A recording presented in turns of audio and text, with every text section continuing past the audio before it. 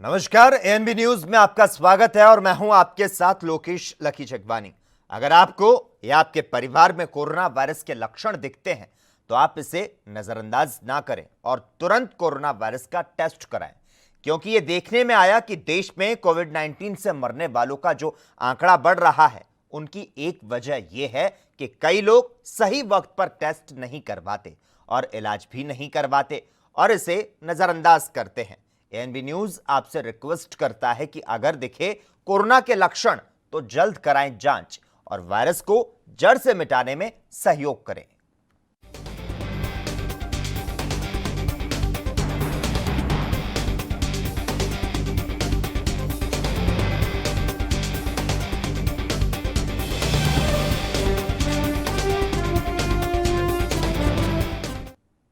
अयोध्या में राम मंदिर के भूमि पूजन की घड़ी अब नजदीक आ रही है। 48 घंटे से भी कम वक्त बचा है जब प्रधानमंत्री नरेंद्र मोदी अयोध्या में राम मंदिर की नींव रखेंगे और इस बीच उत्तर प्रदेश के मुख्यमंत्री योगी आदित्यनाथ की तरफ से ट्वीट कर लोगों से अपील की गई कि वो घर पर बैठकर ही ऐतिहासिक दृश्य का नजारा लें। इधर आज अयोध्या पहुंचे सीएम योगी ने तैयारियों का जायजा लिया और सुरक्षा व्यवस्था को परखा।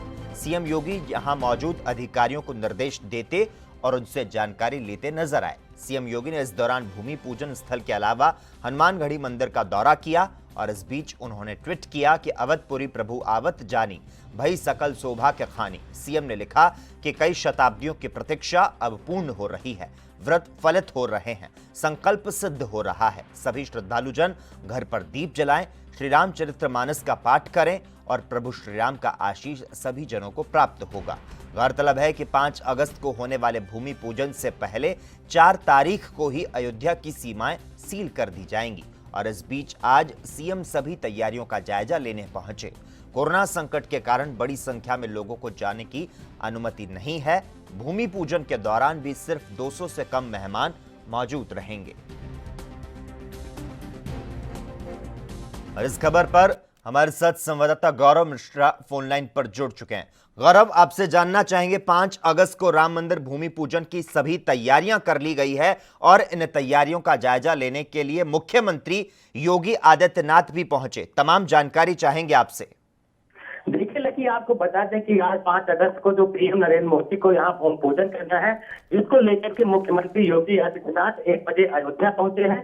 अयोध्या में होने वाली 3 दिवसीय आयोजन की समीक्षा बैठक जो है अधिकारियों के साथ कर रहे हैं और वहीं हेलीपैड के माध्यम से उन्हें हवाई सर्वेक्षण भी किया है। लकी, जानना चाहेंगे, मुख्यमंत्री योगी आदित्यनाथ जिस तरह से आप बता रहे हैं अयोध्या पहुंचे, सुरक्षा और कोरोना वायरस को देखते हुए क्या कुछ निर्देश दिए हैं उन्होंने? गौरव, देखिए लकी, आपको बता दें कि कोविड-19 कोरोना को देखते हुए यहाँ पर जो है यहाँ के क्षेत्रवासियों से अपील की गई है कि लोग घरों में रहें और घरों से लाइव टेलीकास्ट के माध्यम से भूमि पूजन का कार्यक्रम देखें। और अगर हम सीमा व्यवस्था की बात करें तो यहाँ पर जो है कल से सीमाएं सब सील कर दी जाएंगी, बाहरी लोगों को आने में प्रवेश वर्जित किया जाएगा और यहाँ के जो अयोध्या के लोकल रहने वाले हैं वो अगर आधार कार्ड रहेगा या कोई परिचय पत्र रहेगा तभी उनको एंट्री मिलेगी।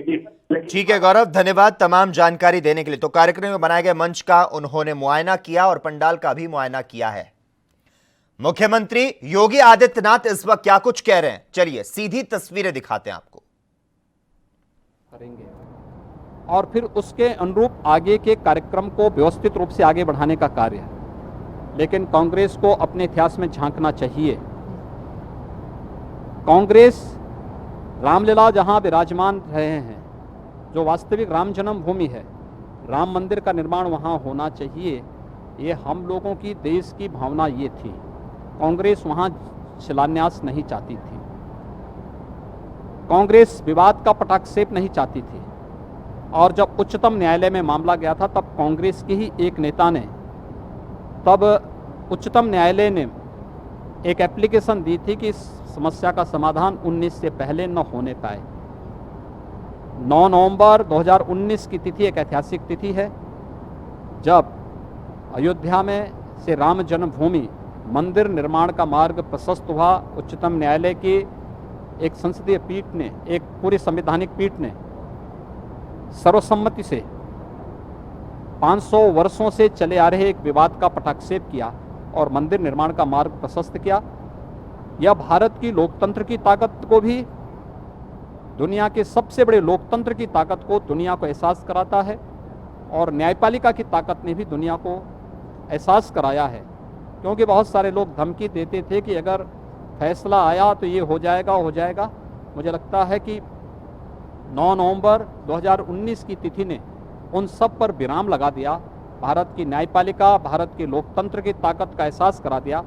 प्रधानमंत्री मोदी जी के प्रयासों से आज यह शुभ दिन देश और दुनिया को देखने को मिल रहा है और हम सब अपने घरों में रहकर, अपने देव मंदिरों में रहकर आदरणीय प्रधानमंत्री जी का अभिनंदन करें और उनके संबोधन के अनुरूप नए भारत के निर्माण के लिए जो अभियान पिछले 6 वर्षों से उन्होंने प्रारंभ किया है, राम राज्य की उस अवधारणा को न जाति, न मत, न मजहब, सबका साथ, सबका विकास की भावना के साथ हम कार्य करेंगे और यही राम का आदर्श है। उस आदर्श को मूर्त रूप देने के लिए भव्य राम मंदिर निर्माण की आधारशिला रखने के लिए प्रधानमंत्री मोदी जी आ रहे हैं। यह हम सब के लिए सौभाग्य का अवसर है, एक गौरवशाली अवसर है। हर भारत गौरव की अनुभूति करे और इस कार्यक्रम को, पूरे कार्यक्रम की यहाँ से लाइव टेलीकास्ट होगा, उस कार्यक्रम को हम लोग अपने घरों में रह करके देख सकेंगे, अच्छा होगा और कोविड-19 के प्रोटोकॉल का पालन करेंगे। हम सबको इसका पालन करना चाहिए। यही मर्यादा पुरुषोत्तम भगवान श्री राम के प्रति हमारी श्रद्धा है। हम ये कह सकते हैं कांग्रेस के लिए जो राम के नाम पे राजनीति।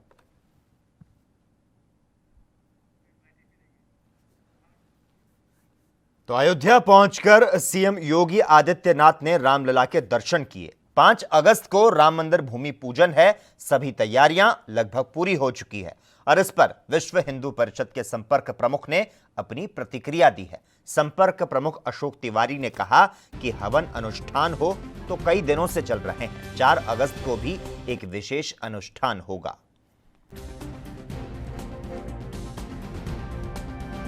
हम लोगों ने अनुष्ठान तो बहुत पहले से प्रारंभ कर दिए थे। 4 अगस्त को इस अनुष्ठान का 108वां दिन पूर्ण हो रहा है और 5 अगस्त को 109वां दिन रहेगा। प्रतिदिन वेद पाठ, पुरुष सूक्त, श्री सूक्त का पाठ, अघोर मंत्र और विष्णु सहस्त्र नाम, राम रक्षा स्तोत्र, वास्तु, ग्रह और नक्षत्र शांति के कार्यक्रम वहाँ प्रतिदिन चले हैं। प्रतिदिन वहाँ हवन हुआ है। ऐसा ही कार्यक्रम चलने वाला है। अमेठी में कोरोना संकट के बीच भी बहनों का उत्साह फीका नहीं पड़ा और वो सोशल डिस्टेंसिंग का पालन करते हुए दुकानों पर खरीदारी करती दिखाई दी। हालांकि इस बार कोरोना संकट के चलते रक्षाबंधन पर भीड़ कम दिखाई दी और दुकानों पर ज्यादा भीड़ नहीं दिखाई दी।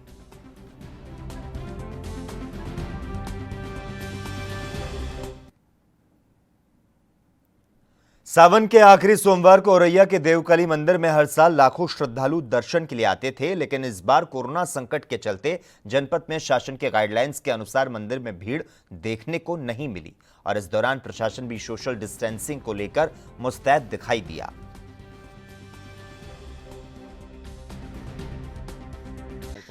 दर्शन तो करने को तो ठीक है, लेकिन पट हमारे खुले हुए हैं, कोई दिक्कत नहीं है, लेकिन संक्रमित के चक्कर में पब्लिक आ नहीं रही है। इस टाइम पे ज़्यादा 100-150 दिन भरे में आदमी आते हैं, उसके बाद दर्शन करने, दूरी से दर्शन करने करके चले जाते हैं और लोगों को जागरूक भी कर रहे हैं कि कोरोना संक्रमित के चक्कर में आप दूर से दर्शन करिए, कोई चीज़ मत छुइए, आप अपने हाथों से प्रसाद जो कुछ लाए हैं श्रद्धा भाव से वो अपने हाथों से चढ़ाइए, उसके बाद दर्शन करके वो लेंगे। आज भीड़ कुछ नहीं रही है। पहले जो कोरोना के चक्कर में कोई भीड़ भाड़ नहीं है।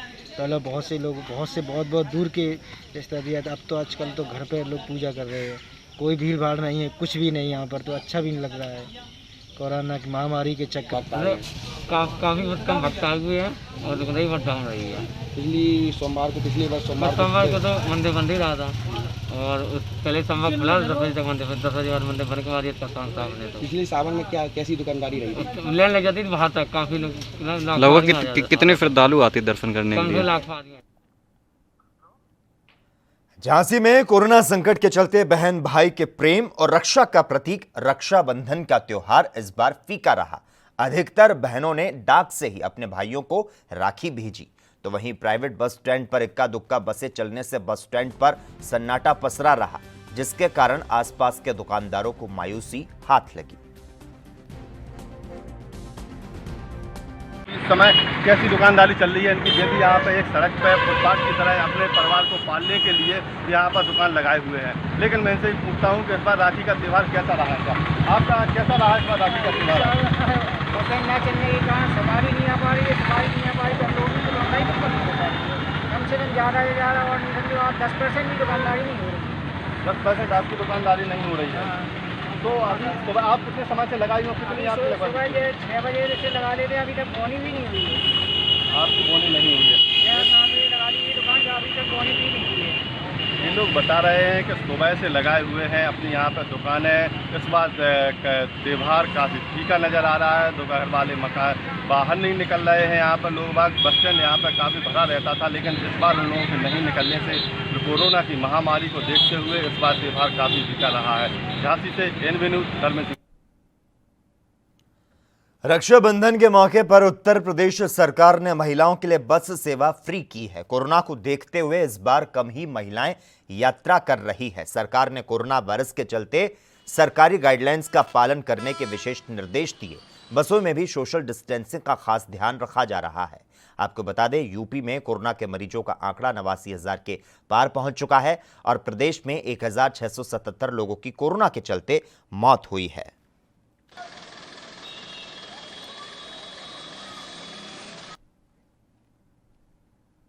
मुख्यमंत्री योगी आदित्यनाथ ने गोंडा जिले का दौरा किया था और जिले में बाढ़ की समस्याओं से निपटने के लिए तटबंध को पक्का करने के आदेश दिए थे। इसके बाद तटबंध के निर्माण में करोड़ों रुपए पानी की तरह बहा दिए गए, लेकिन आज भी कर्नलगंज और तरफगंज तहसील के क्षेत्र के लोग बाढ़ की समस्या से ग्रस्त हैं। नखरा और एली परसौली बांध कटने से 2 तहसीलों में सैकड़ों गांव जलमग्न हो गए, जिससे कई लोगों के घर बह गए और सैकड़ों घर डूब गए। कर्नलगंज और तरफगंज तहसील क्षेत्र में बांध कटने से आई बाढ़ के बाद यहां सैकड़ों मजरे जलमग्न हो गए, तो वहीं जनजीवन बुरी तरह से प्रभावित हुआ। इस विकट परिस्थिति में ना तो ग्रामीणों को राहत सामग्री मिल पा रही है और ना ही किसी प्रकार की कोई रेस्क्यू टीम उन तक पहुंच रही है। आलम यह है कि बाढ़ का दंश झेल रहे बाढ़ पीड़ितों की समस्याओं को देखने के लिए ना तो सरकार का कोई नुमाइंदा पहुंचा और ना ही कोई कर्मचारी। कौन सा गांव है ये ग्राम पंचायत अली परसौली के अंतर्गत आता है, जनपद गोंडा, तहसील तरफगंज। आप लोग नाव से सामान लाद के ला रहे हैं, क्यों ला रहे हैं? यहाँ पे जो है सरयू और घाघरा की कटान की वजह से काफ़ी घर जो है कटान लगी हुई है, जिसमें अब लोगों को वहाँ पे घर उनका कट रहा है और नदी में कटान के घर समा गया, काफ़ी लोगों का घर समा गया। कुछ लोग जो बचे हुए लोग हैं वो ला रहे हैं, फिर भी जो लोग ला रहे हैं, जो ग्रामीण, उनके पास यहाँ रहने की व्यवस्था नहीं है, ना उनके पास ऊपर आगे कोई ज़मीन है, ना इनके सामान रखने के पास व्यवस्था है। जो फूडिंग इशू, खाने पीने की काफ़ी दिक्कत है, एकोमोडेशन इशू है।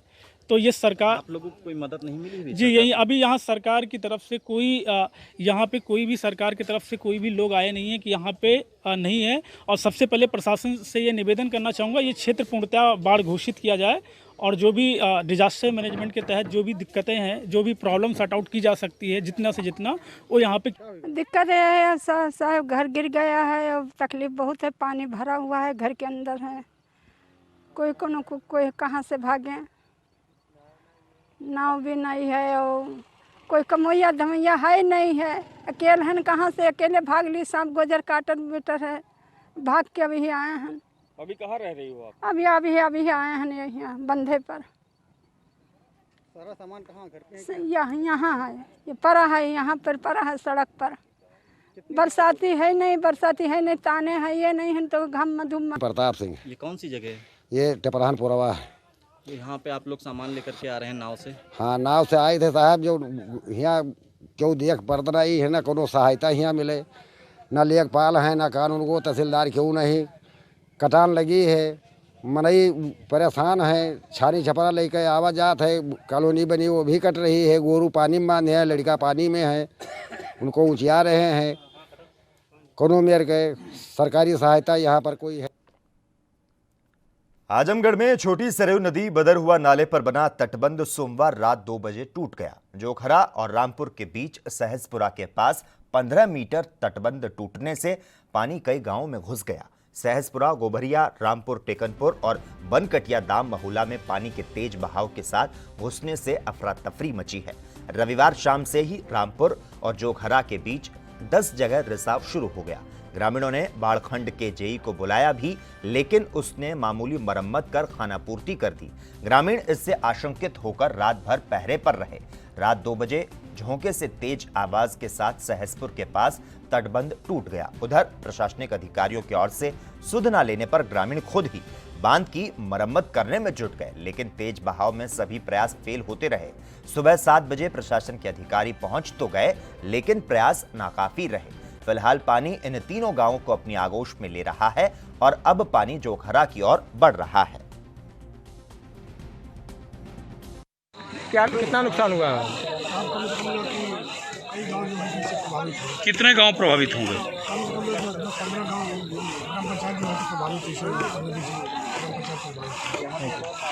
गांव में क्या स्थिति है?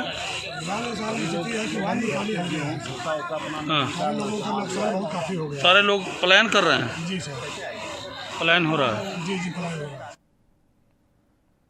हाल में ही कोरोना संक्रमण से पीड़ित हिंदू युवा वाहिनी के मंडल प्रभारी अज्जू हिंदुस्तानी की मृत्यु हो गई थी, जिसके बाद से कार्यकर्ताओं में शोक की लहर है। और इसी कड़ी में हिंदू युवा वाहिनी के प्रदेश प्रभारी राघवेंद्र प्रताप सिंह जिला प्रभारी अज्जू हिंदुस्तानी के घर पहुंचे, जहां उन्होंने परिवार को सांत्वना देने के साथ ही 5 लाख रुपए का चेक प्रदान किया। और इसके साथ ही उन्होंने प्रदेश सरकार की ओर से अज्जू हिंदुस्तानी की पत्नी को सरकारी नौकरी का आश्वासन मुख्यमंत्री की ओर से दिए जाने की बात कही। हिंदू युवा वाहिनी के द्वारा उनके बेटे के भविष्य के लिए 5 लाख रुपए की तत्कालिक सहायता चेक के माध्यम से उपलब्ध कराई है। हमारे मुख्य संरक्षक और उत्तर प्रदेश के मुख्यमंत्री पूज्य योगी आदित्यनाथ जी महाराज भी अज्जू के आकस्मिक देहांत पर बहुत दुखी हैं और उनसे इस बारे में चर्चा हुई है कि उनके परिवार के भविष्य की चिंता कैसे की जाए। तो उन्होंने कहा है कि उसकी चिंता हम करेंगे और अभिभावक की भूमिका में वो हमेशा ऐसी दुखद स्थितियों में कार्यकर्ताओं की चिंता उन्होंने किया है। हम लोगों की पूरी संवेदना अज्जू के परिवार। उत्तर प्रदेश में गाजियाबाद पुलिस ने एक मुठभेड़ के बाद डकैतों के एक अंतर्राज्यीय गिरोह का खुलासा किया है। पुलिस ने गैंग की 3 महिला सदस्यों समेत कुल 6 बदमाशों को गिरफ्तार किया, जबकि एक बदमाश मौके से फरार हो गया, तो वहीं एक के पैर में गोली लगी है। पुलिस के मुताबिक गैंग की महिलाएं दिन में रिहायशी इलाकों की रेकी करती थी और फिर रात के वक्त दूसरे सदस्य वारदात को अंजाम देते थे। दरअसल 28 जुलाई की रात गाजियाबाद के पौष इलाके कवि नगर में एक मकान में सनसनीखेज डकैती की वारदात को अंजाम दिया गया था, जिसके बाद पुलिस की टीम इस गैंग के तलाश में थी। पुलिस ने कई सीसीटीवी फुटेज की जांच की, टेक्निकल सर्विलांस और अपने मुखबिरों से पूछताछ की। तब पुलिस को पता लगा कि गैंग में दिल्ली के और बांग्लादेश मूल के शातिर बदमाश शामिल हैं। फिलहाल सभी बदमाश पुलिस की हिरासत में हैं। वहीं हमें आज सूचना मिली थी कि कुछ महिलाएं हैं जो घूम घूम कर इस क्षेत्र में रेकी करती हैं, NH-24 से लगे हुए, और डकैती का प्लानिंग बनाती हैं। इस सूचना पर जो लाल कुआं क्षेत्र है उसके पास जब हम लोगों ने देखा तो 3 महिलाएं और 2 पुरुष, इनको वहां पर गिरफ्तार किया गया, टेम्पो बरामद किया गया है। वहीं से जो एक अभियुक्त वहां से फरार हुआ था, आलम नाम का, ये शातिर अभियुक्त जो सन 2000 में हत्या और डकैती के लिए पहले भी जेल जा चुका है। इस समय इसने बताया कि पैरोल पर बाहर है, दिल्ली से जो है पहले जेल में गया था। ये शातिर अभियुक्त की इसने पुलिस के ऊपर हमलावर हुआ और जवाबी फायरिंग में जो है इसको गोली लगी है और इसको घायल होने की सूचना हमको प्राप्त हुई। उसी सूचना पर हम सभी लोग यहाँ पर हैं और इस घायल व्यक्ति को, अभियुक्त को अस्पताल भेज दिया गया है। वहीं जो अन्य अभियुक्त फरार हैं उनके लिए धरपकड़ जारी है। फिलहाल इनके पास से पिस्टल बरामद है और ये 4 खोखे, 2 कारतूस ये भी बरामद हैं और इसके अलावा जो इसमें एक्टिवा जो इस्तेमाल हुई थी वो बरामद है और टेम्पो जिससे घूम करके अक्सर रेकी करते थे और रात में भी डकैती के लिए प्रयोग करते थे जिससे लोगों को शक ना हो, वो भी पुलिस ने भी बरामद। जालौन के कोंच कस्बे में रविवार की शाम कस्बा स्थित पशु अस्पताल के सामने एक गर्भवती का सड़क पर ही प्रसव हो गया। प्रसव के बाद नवजात की मौके पर ही मौत हो गई। परिजनों का आरोप है कि कई बार बुलाने के बाद भी एम्बुलेंस नहीं पहुंची, जिसके चलते सुरक्षित प्रसव नहीं हो सका। जानकारी के मुताबिक महिला अपने देवर, जेठानी और ननद के साथ कोंच आ रही थी कि तभी कस्बे के बजरिया पावर हाउस पर महिला को प्रसव पीड़ा होने लगी।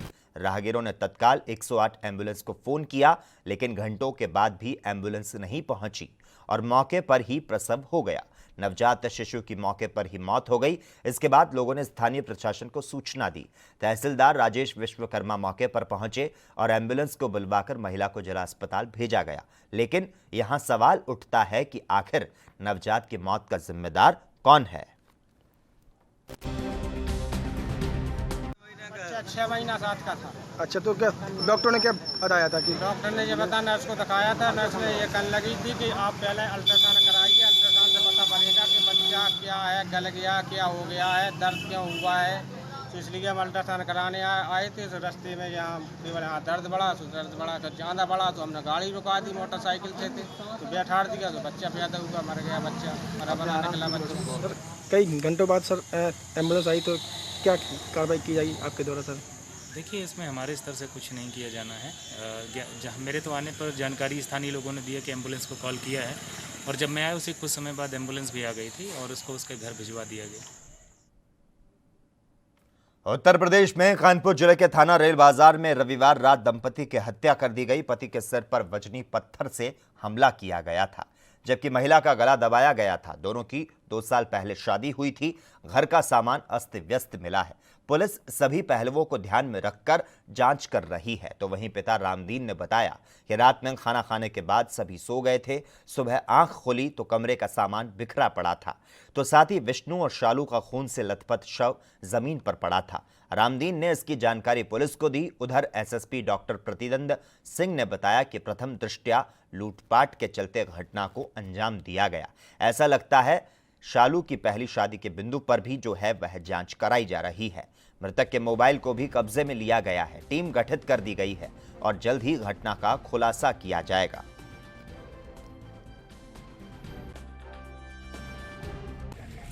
देखिए, लोको ग्राउंड है जो यहाँ पे पता चला है कि जो मृतक है उनके पिता यहाँ पे केयरटेकर का काम करते हैं। अभी उनके पिता से बात की जाएगी कि ये भी अगर संविदा पे वहाँ काम करते हो, लेकिन अभी कंफर्म नहीं हुआ। इनके पिता ज़रूर यहाँ पे केयरटेकर का काम करते थे और ये पति पत्नी दोनों की बॉडी यहाँ पे मिली है, उनकी हत्या की गई है। संभवतः जो पति है उसके किसी पत्थर या ईंट से सर की हत्या की गई है और प्रथम दृष्टया देखने से लग रहा है कि जो उनकी पत्नी है उनके स्ट्रैंगुलेशन करके किसी चीज़ से स्ट्रैंगुलेट करके गले को हत्या की।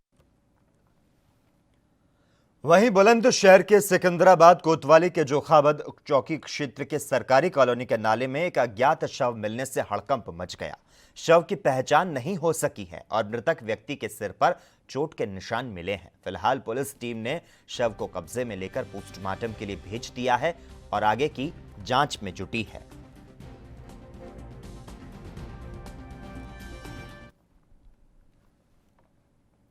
आगरा कानपुर हाईवे पर ट्रक और गैस टैंकर में आमने सामने की टक्कर हो गई और इस टक्कर में 6 लोग गंभीर रूप से घायल हो गए, जिन्हें मौके पर मौजूद लोगों ने अस्पताल में भर्ती करवाया। तो वहीं हादसे के थोड़ी देर बाद ही सड़क पर लंबा जाम लग गया, जिससे लोगों को भारी दिक्कतों का सामना करना पड़ा। हादसा एतमादपुर थाना क्षेत्र ब्लॉक कार्यालय के पास हुआ है। भैया, कौन सी गाड़ी में थे आप? टैंकर में थे। टैंकर कहाँ जा रहे थे आप? तो क्या हुआ था? हादसा आपको देखा था आपने? क्या हुआ था? हमारी गाड़ी उस साइड चल रही थी। ठीक है, इधर से गाड़ी जा रही है। आगरा की तरफ से जा रही थी आपकी गाड़ी? हाँ, हमारी आगरा की तरफ। टूंडा तरफ? अच्छा, टूंडा तरफ जा रही थी। इधर से टूंडा तरफ से गाड़ी आ रही थी। अच्छा, ये वाली गाड़ी उस साइड के बाद हमारी इसमें लगी। अच्छा, इसमें लगने के बाद ये गैस वाले टैंकर में थे आप? जी सर। तो उसके ड्राइवर को क्या डेथ हो गई है उसकी? पता नहीं साहब, हमने तो देखा। आपकी गाड़ी में कितने लोग थे तब? कितने लोग घायल हैं आप? मेरे चोट लगी थोड़ी सी। अच्छा, बाकी ड्राइवर कहाँ है? ले गए हैं उसका। उस साइड पता है कौन से कितने घायल हैं? दूसरी गाड़ी के पता है? अच्छा, आमने सामने टक्कर हुई है बड़ी है? आमने सामने। और इसी के साथ ही अपना उत्तर प्रदेश में इतना ही, लेकिन देश और दुनिया की तमाम अहम खबरों के लिए लगातार आप जुड़े रहिए और देखते रहिए ANB न्यूज़।